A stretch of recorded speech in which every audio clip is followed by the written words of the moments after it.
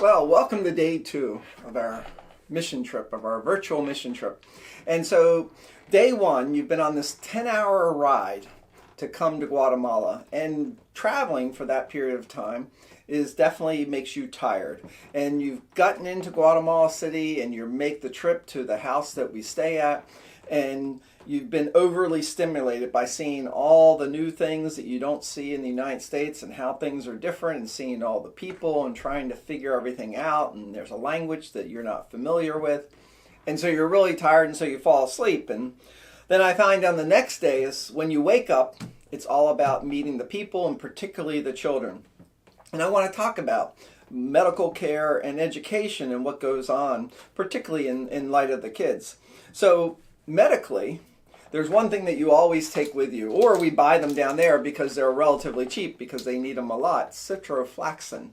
You want to take citro with you because if there's anything that you do that doesn't involve bottled water, if you by chance drink something that someone's offered to you and they've made it without bottled water and they're using the water down there, or you've gotten some fruit that someone's cut up and it hasn't been washed properly with clean water, you will develop sickness, diarrhea, and throwing up. And so we always want to take these, and immediately as you feel sick, we will start to take those.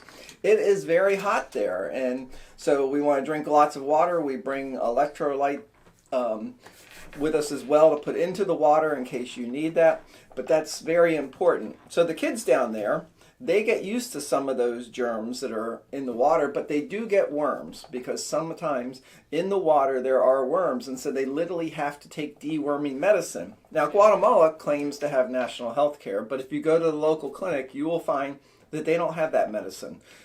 It's unusual for them to have the medicine to give to all the kids. So one of the things by sponsoring a child is you're paying for that medicine to be delivered to those children. And that's very important. Also for dental care, they don't have normal dental care available. It's hard to get that taken care of. They brush their teeth. They learn about the importance of doing that, but they still need the standard dental care. And so they get that when you sponsor a child. Also, there's other medical care that needs to happen, and even though they say they have national health care, again, at the clinics, you will not find the normal things you would find at a doctor's office here. So we pack suitcases. We take down suitcases full of different medicines to give to the local clinic. For instance, one of the things that they're thrilled to get is children's Tylenol, because if the children get sick, they have nothing to give them to lower their fever. We also bring test strips for checking people's sugar. We bring all kinds of other medicines that they need, things that they may need to centrifuge, for instance, to even diagnose certain things. So we bring all those things down with us to bring to their medical clinic. You go into their clinic and you will see how little that they have there. And so we try to provide whatever we can when we make our trips down. So they say in Guatemala they also have a school, that everyone has public school, but in order for a child to go to school, they have to have the ability to get the books, they have to have the ability to buy the clothes, and quite often the parents that don't make very much money can't afford that, and so we help to pay for that as well. When you sponsor a child, we're making sure they get an education and that they're learning not only things that are important to read and to understand, but also about Jesus Christ. And so that's part of what happens with that money as well. You know, the average age in Guatemala is only 72, much lower than in the United States, and people die much earlier of things that could be curable. You know, it was kind of interesting. One of the ambulances I saw there basically was just a pickup truck, and you actually had to pay the ambulance driver to take you to the hospital when you get hurt. And so those kind of things are the things you experience in Guatemala.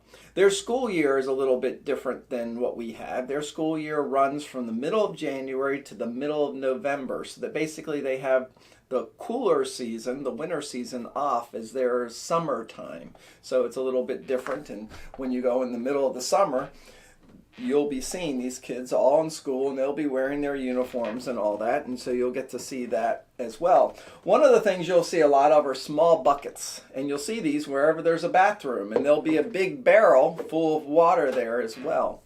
And so whenever you need to go to the bathroom, many places in Guatemala, you will fill up your little bucket with water and you'll take it in the bathroom, and that's what you use to flush with, because they don't have flushing toilets.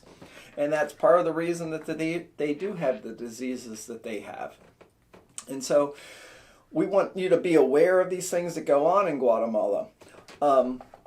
Medical care is very needed.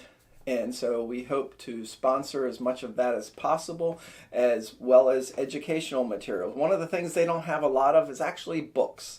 Reading is so important, and it's so important to increase learning. And so we'll take down books with us as well and continue to support them in that way also. There is some language video for you to watch today. There's a video about medical care in Guatemala and about education. And so take time to watch those videos and take time to know about the culture and the place that we're visiting, so that when you go next year, you're prepared to meet that culture and to be part of that.